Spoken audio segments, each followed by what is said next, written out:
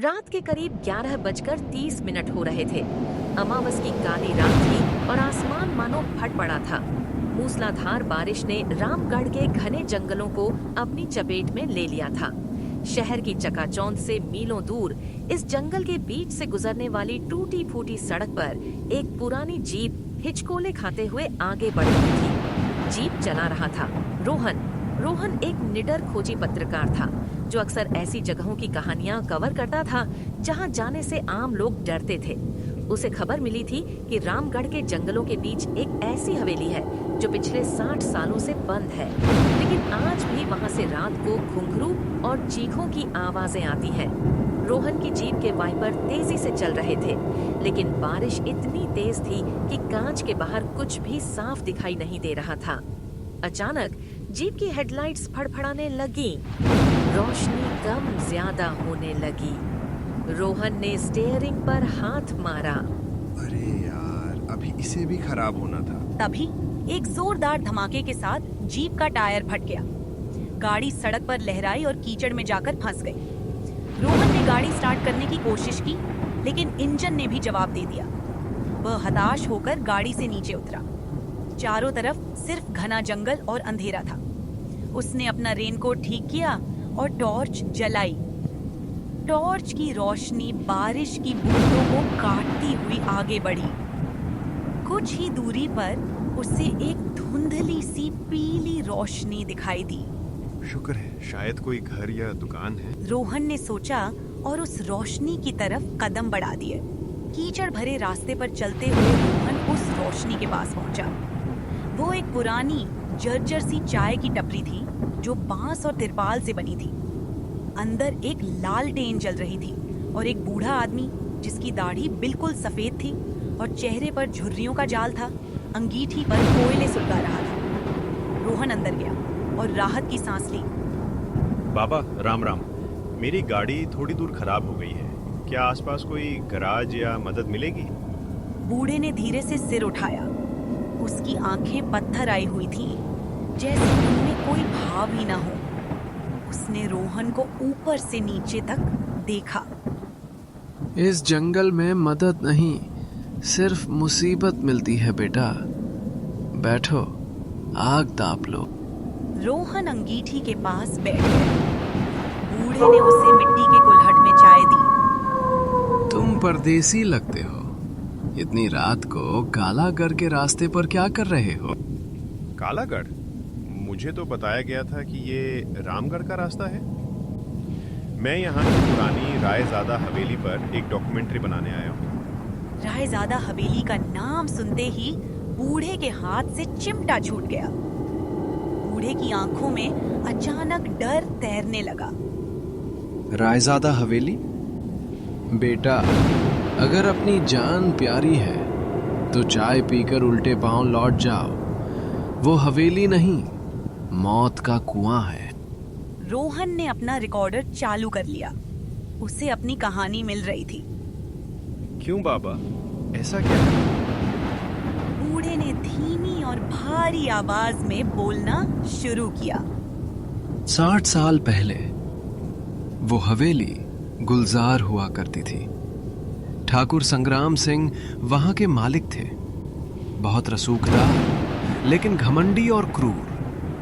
कहते हैं ठाकुर को काले जादू का शौक था। उसे सोना बनाने की विद्या चाहिए थी। एक तांत्रिक ने उसे बताया कि अगर वो अमावस की रात को 11 कुंवारी लड़कियों की बलि देगा तो वो अमर हो जाएगा और उसके तहखाने की मिट्टी सोना बन जाएगी। ठाकुर ने लालच में आकर गांव की लड़कियों को अगवा करना शुरू किया, लेकिन 11वीं लड़की चंपा, वो कोई साधारण लड़की नहीं थी। वो ठाकुर की अपनी नाजायज औलाद थी जिसे उसने कभी स्वीकारा नहीं था।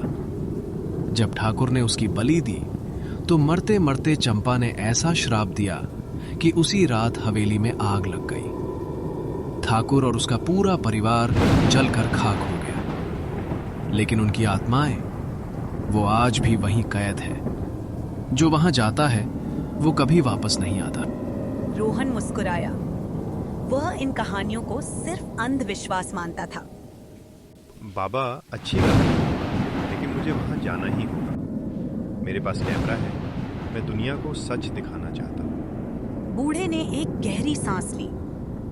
सच देखने के लिए जिंदा रहना जरूरी है बेटा। खैर, तेरी मर्जी, लेकिन याद रखना, अगर हवेली के अंदर तुम्हें घुंघरू की आवाज सुनाई दे तो रुकना मत, भागना। और अगर कोई तस्वीर तुम्हें घूरते हुए दिखे तो उसे देखना मत। रोहन ने चाय के पैसे रखे, टॉर्च उठाई और बूढ़े के बताए रास्ते पर चल पड़ा। जैसे ही वह थोड़ा दूर गया और पीछे मुड़कर देखा तो वहां कोई टपरी नहीं थी। सिर्फ एक पुराना सूखा हुआ पेड़ था जिसके नीचे कुछ पत्थर पड़े थे। रोहन का दिल एक पल के लिए सहम गया।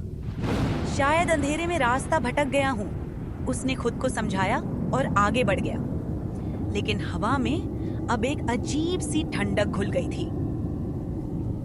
करीब 20 मिनट चलने के बाद रोहन एक विशाल लोहे के गेट के सामने खड़ा था। गेट पर जंग लगी थी और उस पर बड़े बड़े ताले लटके थे, लेकिन दीवार एक जगह से टूटी हुई थी। बिजली कड़की और उस रोशनी में रोहन ने हवेली को देखा। वह इमारत किसी विशाल राक्षस जैसी लग रही थी। खिड़कियों के कांच टूटे हुए थे, दीवारों पर पीपल के पेड़ उगाए थे। लेकिन सबसे अजीब बात यह थी कि हवेली की तीसरी मंजिल की एक खिड़की से हल्की लाल रोशनी आ रही थी। वहां लाइट कैसे जल सकती है? ये जगह तो 60 साल से बंद है। उसने अपना कैमरा ऑन किया और टूटी दीवार से अंदर कूद गया। हवेली का बगीचा कांटों और झाड़ियों से भरा था। चलते चलते रोहन को लगा कि झाड़ियों के पीछे से कोई उसे देख रहा है। उसने झटके से टॉर्च घुमाई। कौन है? वहाँ कोई नहीं था, सिर्फ एक पुराना फव्वारा था जिसमें पानी की जगह अब सिर्फ कीचड़ और सड़े हुए पत्ते थे।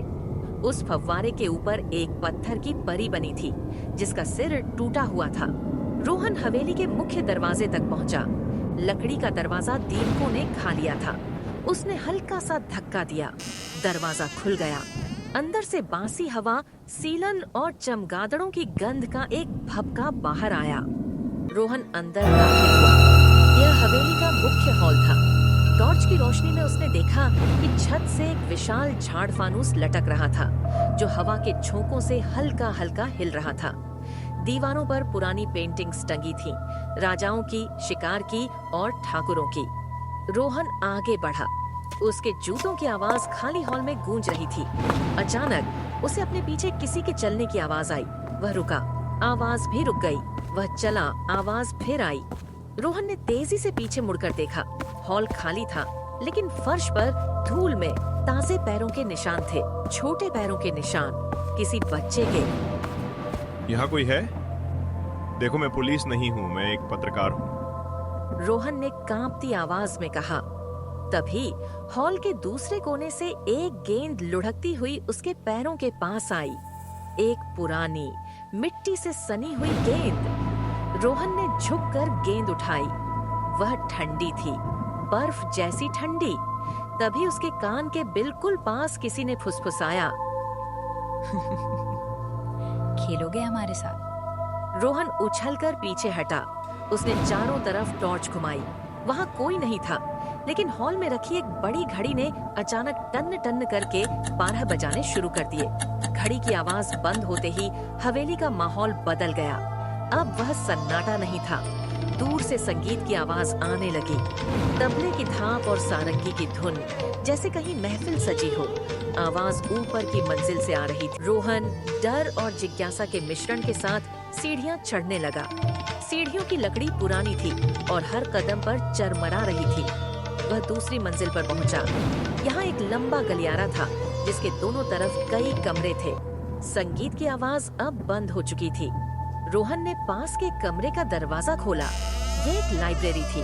किताबें अलमारियों से गिरकर जमीन पर बिखरी पड़ी थीं। रोहन ने एक मेज पर पड़ी डायरी उठाई। उस पर धूल की मोटी परत थी। उसने धूल साफ की। ये हवेली के मुंशी की डायरी थी। उसने आखिरी पन्ना खोला। तारीख थी 13 अक्टूबर 1952। लिखा था, ठाकुर पागल हो चुके हैं। आज रात वह तांत्रिक के साथ मिलकर वह अनुष्ठान करने वाले हैं। चंपा को तहखाने में कैद कर दिया गया है। हवेली में खून की गंध आ रही है। मुझे भागना होगा, इससे पहले कि वह मुझे भी। लिखावट वहीं खत्म हो गई थी और पन्ने पर पुराने सूखे हुए खून के छींटे थे। तो वो बूढ़ा सच कह रहा था। रोहन बड़बड़ाया। तभी लाइब्रेरी का दरवाजा जोर से बंद हो गया। रोहन ने दरवाजा खोलने की कोशिश की, लेकिन वह जाम हो चुका था।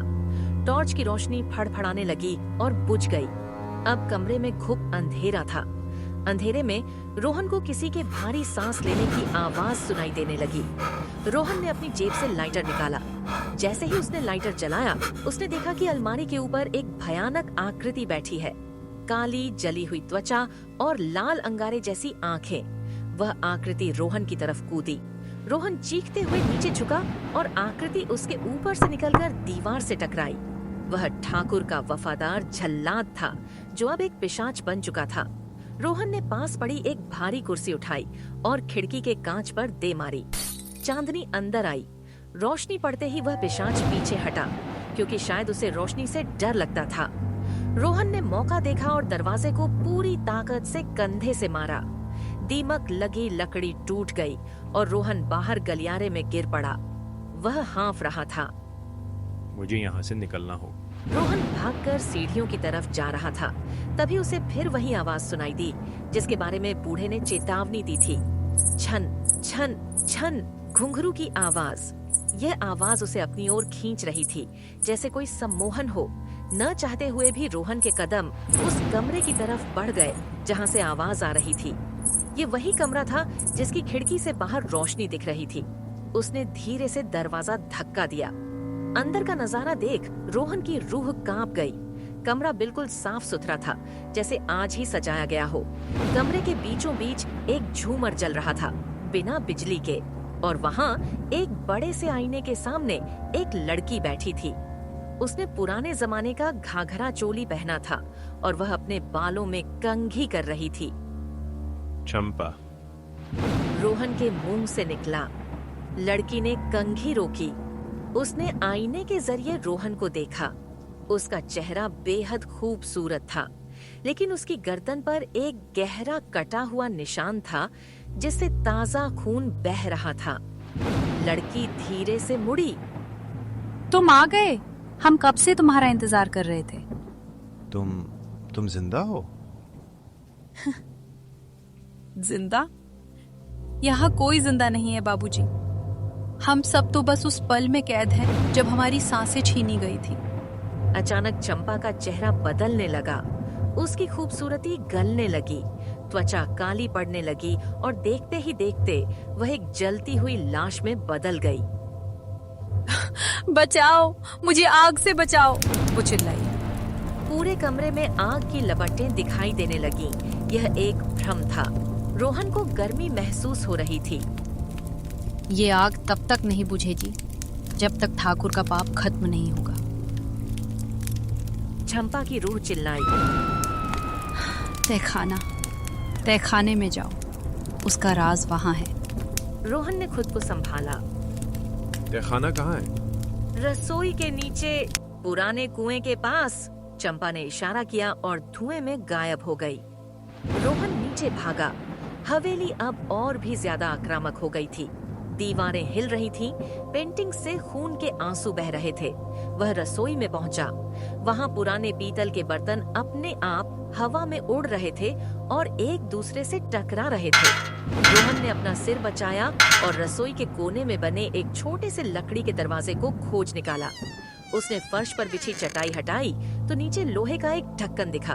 उसने पूरी ताकत लगाकर ढक्कन खोला। नीचे अंधेरी सीढ़ियां थीं। वह नीचे उतरा। यहाँ बदबू बहुत तेज थी। ये तहखाना था। यहाँ अजीब से यंत्र, खोपड़ियाँ और तांत्रिक पूजा का सामान बिखरा पड़ा था। कमरे के बीच में एक वेदी बनी थी, जिस पर एक बड़ी सी पेंटिंग रखी थी। पेंटिंग ठाकुर संग्राम सिंह की थी, लेकिन अजीब बात यह थी कि पेंटिंग में ठाकुर की आंखें असली लग रही थीं और हिल रही थीं। तभी तहखाने के अंधेरे कोने से एक भारी और कड़कदार आवाज आई। मेरी पूजा में बाधा डालने की हिम्मत कैसे हुई तेरी? रोहन ने टॉर्च घुमाई। वहां ठाकुर संग्राम सिंह की आत्मा खड़ी थी। वह 7 फीट लंबा साया था, हाथ में एक नंगी तलवार और गले में हड्डियों की माला। तू भी बाकी लोगों की तरह मरेगा। ठाकुर ने तलवार उठाई। रोहन पीछे हटा, लेकिन उसकी पीठ दीवार से जा लगी। मुझे पता है तुम्हारी ताकत इस पेंटिंग में है। रोहन चिल्लाया। चंपा ने इशारा किया था कि ठाकुर का पाप खत्म करना होगा। ठाकुर हंसा। उसकी हंसी से तहखाना कांप उठा। यह पेंटिंग साधारण नहीं है, इसे खून से बनाया गया है। इसे कोई हथियार नहीं काट सकता। ठाकुर धीरे धीरे आगे बढ़ रहा था। रोहन की नजर पास पड़े एक कलश पर पड़ी। उस पर गंगा जल लिखा था। शायद तांत्रिक ने शुद्धिकरण के लिए रखा हो और इस्तेमाल न कर पाया हो, या फिर वहां केरोसिन की एक पुरानी बोतल। चलो केरोसिन का इस्तेमाल करते हैं, वो ज्यादा तर्कसंगत है। वहां एक पुरानी लालटेन पड़ी थी जिसमें अभी भी तेल था। रोहन ने झपट्टा मारकर लालटेन उठाई। नहीं। ठाकुर चिल्लाया। रोहन ने लालटेन का कांच तोड़ा और उसे उस पेंटिंग पर दे मारा। साथ ही अपनी जेब से लाइटर निकालकर उस पर फेंक दिया। कैनवास तेल से भीगा हुआ था, इसलिए उसने तुरंत आग पकड़ ली। जैसे ही पेंटिंग जलने लगी, ठाकुर की आत्मा तड़पने लगी। उसका शरीर ऐसे ऐंठने लगा जैसे कोई अदृश्य रस्सियों से खींच रहा हो। मेरा सोना, मेरी अमरता। ठाकुर चीख रहा था। पेंटिंग में बना ठाकुर का चेहरा पिघलने लगा। असलियत में भी ठाकुर का साया धुएं में बिखरने लगा। तहखाने की छत गिरने लगी थी। रोहन समझ गया कि हवेली अब ढाने वाली है। वह सीढ़ियों की तरफ भागा। रोहन गिरते पड़ते तहखाने से बाहर निकला और मुख्य हॉल की तरफ भागा। पूरी हवेली हिल रही थी। झूमर नीचे गिरकर चूर चूर हो गया। जैसे ही वह मुख्य दरवाजे के पास पहुंचा, उसने देखा कि हॉल में सैकड़ों धुंधली आकृतियां खड़ी हैं। ये वो सभी आत्माएं थीं। चंपा, मुंशी, गांव के बच्चे। वे अब डरावने नहीं लग रहे थे, वे शांत थे। चंपा सबसे आगे खड़ी थी। उसने हाथ जोड़कर रोहन को धन्यवाद दिया। उनकी आकृतियां धीरे धीरे सफेद रोशनी में बदल गईं और ऊपर की ओर उठने लगीं। उन्हें मुक्ति मिल गई थी। रोहन ने आखिरी बार पीछे देखा और टूटे हुए गेट से बाहर कूद गया। वह जैसे ही बाहर निकला, पीछे एक जोरदार धमाका हुआ और हवेली का एक बड़ा हिस्सा भर भरा कर गिर गया। बारिश रुक चुकी थी। बादलों के बीच से सुबह की पहली किरण निकल रही थी।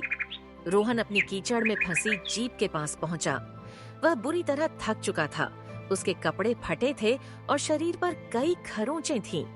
उसने चाबी घुमाई। जीप एक बार में स्टार्ट हो गई। रोहन ने गाड़ी मोड़ी और उसी रास्ते से वापस जाने लगा। उसे वह चाय की टपरी ढूंढनी थी। उसे देखना था कि वह पेड़ और वह जगह क्या थी। जब वह उस सूखे पेड़ के पास पहुंचा, तो वहां सुबह की रोशनी में उसे एक पुराना घाई लगा हुआ पत्थर दिखाई दिया। उसने गाड़ी रोकी और पास जाकर देखा। पत्थर पर लिखा था, स्वर्गीय भोलानाथ चाय वाले की याद में, जिनकी मृत्यु 1960 में यात्रियों को बचाने की कोशिश में हुई। रोहन के पैरों तले जमीन खिसक गई। वह बूढ़ा जिसने उसे रात को चेतावनी दी थी, वह खुद एक रूह था। शायद वह सालों से वहां भटक रहा था ताकि किसी और को हवेली जाने से रोक सके। और आज हवेली के खत्म होने के साथ शायद उसे भी मुक्ति मिल गई थी, क्योंकि वहां अब कोई टपरी नहीं थी, न ही कोई राख का निशान। रोहन ने आसमान की तरफ देखा और हाथ जोड़ा। उसने अपनी डायरी निकाली और उस पर एक नया शीर्षक लिखा।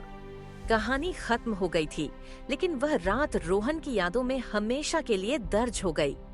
दोस्तों, कहते हैं कि बुराई चाहे कितनी भी ताकतवर क्यों न हो, सच्चाई की एक चिंगारी उसे खाक करने के लिए काफी होती है। रामगढ़ की वह हवेली आज मिट्टी बन चुकी है, लेकिन क्या पता दुनिया के किसी और कोने में कोई और दरवाजा आज भी किसी के खुलने का इंतजार कर रहा हो। अगर आपको यह कहानी पसंद आई तो मैक्स कार्टून को लाइक करें, शेयर करें और सब्सक्राइब जरूर करें। कमेंट में बताएं कि आप अगली कहानी किस बारे में सुनना चाहते हैं।